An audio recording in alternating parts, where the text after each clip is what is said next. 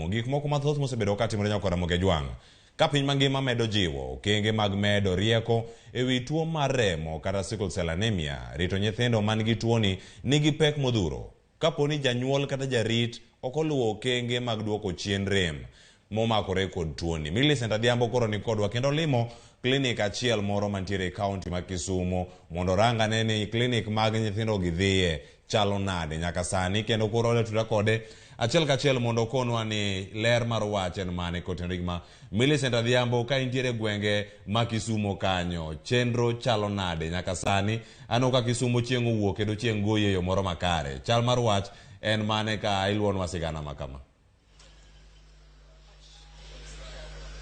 Erokamano ahinya Cleophas, achiel kachiel kwa wuoke Obama Children's Hospital. Obama Children's Hospital en klinik mayudore kar yudo thieth ma ji OTRH, mano Jaramogi Oginga Odinga Teaching and Referral Hospital, kuma bende wang'eyo ni dwe ni endi dwe mar 9 higa ka higa en dwe ma bende jogo kelo puonj mopogore opogore kiketo kenge mar neno ni othir tuo mar sickle cell. Bende kaka nwaselidhonu chien kanyo kane wawuoyo gi moko kuom joma dongo ma bende are tin gi kane omenygi moyud ni gin gi sickle cell, gisenyalo dak ngimagi maber, ma thothgi osekalo higni 18, nitie nyaka ma bende nigi higa 40 sani kendo en gi nyithinde kata dhako gi nyathi. Wan ka endi koro wada wuoyo gi dogo ma bende ochung'ne ng'iyo nyithindo ma bende ni kod tuoni endi, kendo ging'iyo gi machiegni sama gisetimonegi menyo to magiyudo ka nigi tuoni gikelo e checking ka endi kata e klinik mondo mi onyal ng'igi machiegni mondo konyo jonyuol gi rito gi e yo makare mondo ng'ini gin bende gidak ngima mang'eny e piny kaendi. Ang' nateri achiel kachiel ir jochiw thieth ma bende nitiere mang'iyo machiegni jogo kata jonyuol mani kod nyithindo ailagi kod daktari ma bende ochung'ne ng'iyo nyithindo gi. Ka bende odiochieng' ma kawuono ka wang'eni en chieng' tich adek, odiochieng' mande bende gitengo mar ng'iyo nyithindo gi eki kopogore kod nyithindo mamoko ma bende ngimagi dhi nyime kaka pile. Ka kamano to machiegni kumaga Jwang mondo wamed puonjore kotenore kod tuoni ahinya to kuom nyithindo matindo. Machiegni daktari, ka ng'iyo kamera kacha, ang' nichak nyisani to ang'o miyo nutengo tich adek obedo odiochieng' ma bende urango machiegni nyithindo mani kod sickle cell kendo jonyuol gi kelo gi kaendi, to ang' imed leronwa ni to bende nyithindo muyudo mukelo kaegi gia mana e kaunti ma Kisumu kani koso nitie moko ma ikelonu to ka osetimnegi menyo kata screening, koso inyalo leronwa mathoth? Erokamano ahinya. Ani iluonga ni Dr. Josephine. Erokamano ahinya. Ani iluonga ni Dr. Josephine Ojigo. An e daktari maduong' mochung' ne department mar nyithindo, mar thieth mar nyithindo Jaramogi Oginga Odinga Teaching and Referral Hospital, mwang'eyo kaka Obama Children's Hospital. Koro nyithindo man gi sickle cell gi endi ne waketo odiochieng' gi obedo odiochieng' achiel nikech ne wayudo ni kane wariwogi gi nyithindo moko to ne gibet mang'eny kaluwore gi complications ma nyithindo gi yudoga. Koro ne waneno ni mondo wamigi thuolo ma wabed gi thuolo mwanyalo bet kodgi machiegni, mwanyalo puonjogi kendo mwanyalo neno kata complications ma gin godo.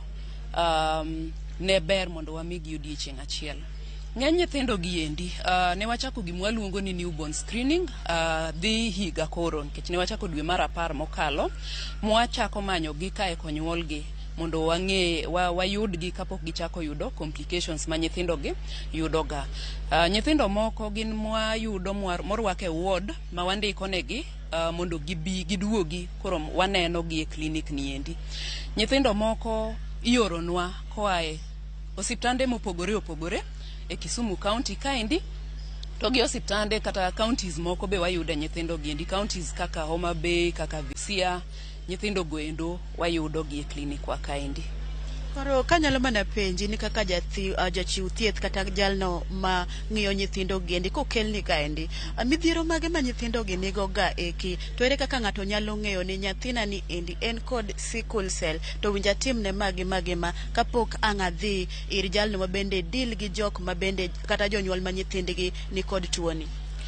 Kaka ng'ato nyalo ng'eyo, kaka nawacho mokwongo, newborn screening mwasechako ni endi. Koro ng'eni nyithindo ma pod yom gin gik ma wanene sickle cell pok gi ochako timore negi nikech nyithindo mayom niga gi remo ma protect gi momiyo ok giyud complications goendo. To karomo ka chopo dweche 6 kadhi mbele then ibro yudo ka nyithindo gi sickle cell en tuo mamako chembe mag remo. Ni remo oloso gi gik mopogore opogore. Wan gi pi mamiyo remo mol ka pi.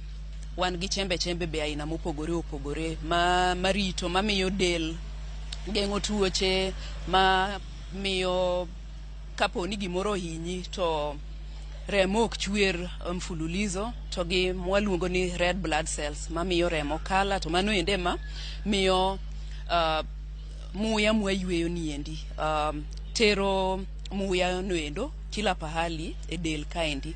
Koro sickle cell mako red blood cells giendi. Koro gimiyo red blood cells gibet matek mok dhiye leche mag remo, moloyo to leche matindo tindo ma dhi kuonde te e del. Koro sama remo muya ok odhi maber nikech sickle cell giendi odino leche matindo tindo goendo, to nyalo biro nikech nyalo miyo nyithindo giendi yudo rem. Koro ibro yudo ka nyithindo giendi biro gi rem moloyo to e lwetegi kuot, tiendegi kuot. Remo giendi, blood cells ma ok olosre maber giendi iketho gi del piyo piyo. Koro remo rumo kuom nyithindo giendi seche moko. To rem mana wacho ni endi, apart from gibede lwedo gi tielo, inyalo yudo ka nyithindo giendi biro ni wiye gi ema baro gi, korgi ramo gi, koro gibiro gi complications ma aina goendo. Koro kaka osiptal nitiere challenges ma bende urado godo kotenore kod miyo nyithindo gi chieth. Gin challenges mage minyalo wacho, kata awachni higa dwe ka dwe bende ka upimo nyithindo monyuol ka ukatere higa, kuom nyithindo munyalo yudo bende nyalo ngekonwa ni to uyudo ga nyithindo adi nyithindo monyuol manigi sickle cell, awachni achiel kuom 10 ki itiyo gi scale makamano. Alafu ilernwa ni to challenges mane mag un godo munyalo bende chwalo ne sirikal mondo konyu gono mondo med chiwo thieth ne nyithindo gi e yo makare kod timo menyo e yo makare. Okay, nyaka ne wachak timo screening higa mokalo dwe mar 10, waseyudo nyithindo 6,500 man gi sickle cell. Nyithindo mwayudo goendi wandiko negi mondo gibi e clinic mondo wanengi. Nyithindo man gi sickle cell arita margi nikech nawacho ni sickle cell niendi miyo gibet gi complications mopogore opogore. Rem en achiel kuomgi, remo marumo niendi en achiel kuomgi. Nyithindo gi be hinyo yudo tuoche mang'e ahinya. Koro sama waneno gi to wapuonjo gi about sickle cell. Sickle cell en tuo mar anyuola. Koro kiyudo nyathi man gi sickle cell nyiso ni e anyuola kanyo endo nitiere ng'ama nigi sickle cell. Ok inyal ng'eyo ni en gi sickle cell nyaka pimi, nyaka timni test mar confirmation cha. Nikech ng'eny ji wacho ni to wan pok waneno ga sickle cell, onge ng'ata moserwake osiptal e anyuolawa. Koro inyalo mana ng'eyo kosepimi. Challenges mwayudo, koro nyithindo giendi kwaluwogi, wapuonjogi, to nitiere yedhe monego bed ni gintiere ma gitiyo ga godo. Achiel kuom yedhe mwamiyogi en yedhe mageng'o tuoche, antibiotics mageng'o bacterial infections, yedhe mageng'o malaria nikech malaria mako chembe mag remo, the same kaka sickle cell mako niendi. Koro ing'eni ka giyudo malaria to complications gibedo mang'eny, rembgi rumo piyo moingo nyithindo maonge gi sickle cell. Yath machielo mwamiyogi en yath ma konyo viungo miloso godo remo e del, mwaluongo ni folate. Alafu wan gi yath mwaluongo ni hydroxyurea, mar geng'o malaria iluongo ni proguanil. Nyithindo giendi be kawaida onego bed ni nyithindo te wang'e ni onego bed ni yudo chanjo. To nyithindo giendi nitiere chanjo ma additional monego bed ni giyudo moloyo chanjo ma wayude osiptandewa mag sirikal giendi. Chanjo mar pneumonia monego bed ni miyo gi booster ka gisechopo higni 2, chanjo mar meningitis. Chanjo giendi pod miyo wageng'o tuoche manyalo bet ni mako gi.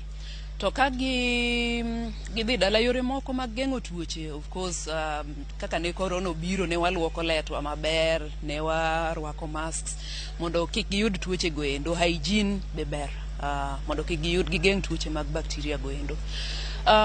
Challenges mwayudo en ni nawacho ni nyithindo giendi remo rumo negi seche moko. Ng'eny nyithindo mwayudo e ward kaendi actually gin nyithindo ma either gin gi rem or remo rumo negi or gin gi infections. Koro seche moko remo nyalo bet ni tin blood bank wa. Challenges mag ariyo en ni ng'eny yedhe molosi, kata kwa ng'iye country wa generally, kata ne nyithindo man gi sickle cell, ng'eny yedhe molos gin ga mek adults. Mondo yud yedhe manawacho giendi syrup manyalo miyo nyathi matin maja kilo 5, nyathi maja dweche 7, ja dweche 8, miyo watiyo gi mag joma dongo ka mondo walos syrup mondo koreka nyathini endi omuony.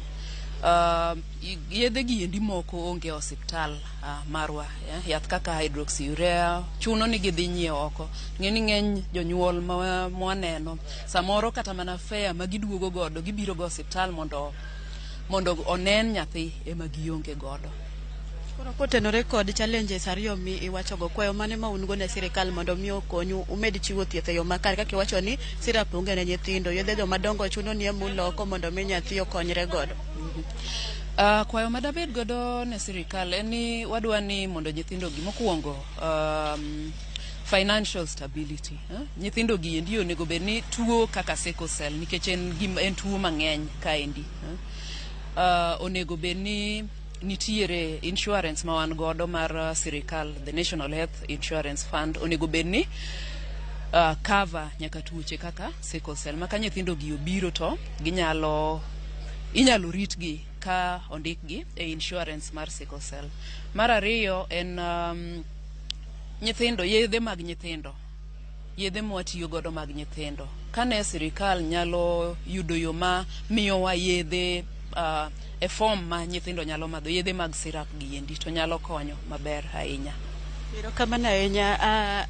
As one of the doctor who is dealing with the caregivers, a nurse, so you can just tell us very quickly, there's this species of parents who they always live in denial. Every time that their children have been screened and to say that amepatikana na sickle cell, they always live in denial. What advice can you give to these parents so that they can always be ready and let their children get treatment as it should? Okay, thank you so much. My name is Beatrice Ontita. I take charge of the pediatric department, Obama Children's Hospital. Yeah, the worst challenge that these mothers have, or the caregivers have, or the worst challenges that they have is acceptance. And this comes about maybe because they didn't do any screening, the genetic screening. So they got into the marriage without knowing that both of them are carriers. And you know there is a percentage, 25%, that you can get a child who is having sickle cell if both of you are carriers.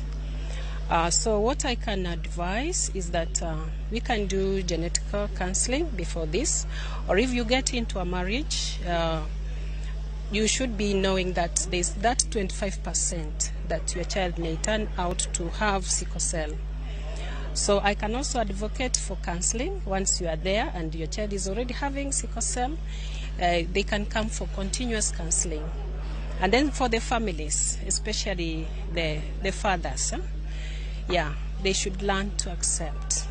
Because mostly what I see in this ward is that once they are diagnosed, the mothers sometimes, not all the times, they are abandoned.